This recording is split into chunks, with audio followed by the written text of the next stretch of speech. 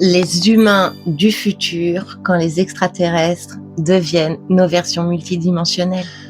Dans une récente vidéo, j'expliquais que les entités que nous désignons communément sous le terme d'extraterrestres correspondent en réalité aux humains du futur que l'on qualifie de stellaires ou d'humains multidimensionnels.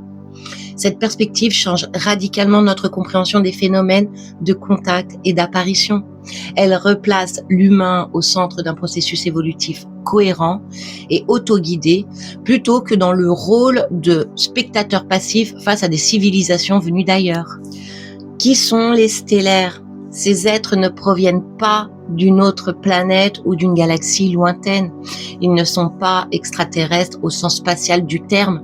Ils ont simplement évolué au-delà de notre dimension actuelle. Ils ont traversé exactement la même phase que nous. Ils ont connu le corps physique dense, les limitations de la conscience tridimensionnelle, les émotions intenses, les dualités et les contraintes de l'espace-temps linéaire que nous expérimentons aujourd'hui. Ils représentent donc une version ultérieure de l'humanité, ayant franchi plusieurs étapes d'expansion, de conscience et d'intégration énergétique. Pourquoi la recherche spatiale est-elle inutile ? Puisqu'elle opère désormais dans des dimensions supérieures, il est inutile de les rechercher dans notre univers observable. Des voyages interstellaires sur des millions, voire des milliards d'années-lumière ne permettent jamais de les localiser, car ils n'occupent plus le même plan de réalité. Leur présence n'est pas localisée dans l'espace physique tridimensionnel, mais dans des couches plus subtiles et plus élevées de la réalité multidimensionnelle. Explorer l'espace avec nos technologies actuelles reste donc vain pour entrer en contact avec eux. La distance n'est plus bonne mesure. La bonne clé est la fréquence de conscience. Comment s'effectue la rencontre ? La rencontre ou l'interaction avec eux se produit uniquement par un changement d'état de conscience. Grâce à une conscience élargie, intégrée et devenue pleinement multidimensionnelle, ils modulent leur fréquence vibratoire pour s'interfacer temporairement avec notre dimension. Ce processus, qui paraît instantané de notre point de vue, repose sur une maîtrise avancée des transitions dimensionnelles. Ils peuvent ainsi se manifester auprès de nous sans contrainte de distance ou de temps linéaire.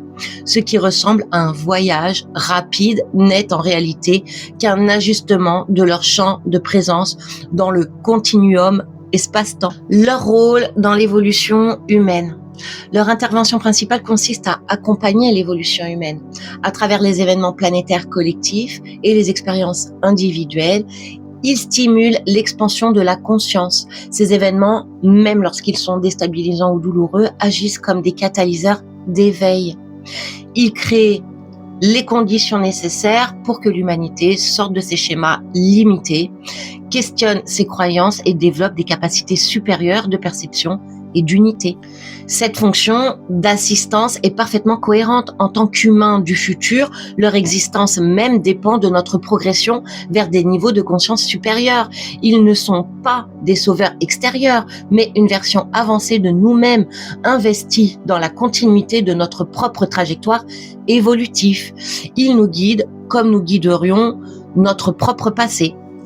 D'un point de vue plus large, nous sommes les seuls êtres conscients de l'univers. Il n'existe que deux états principaux de la même conscience humaine.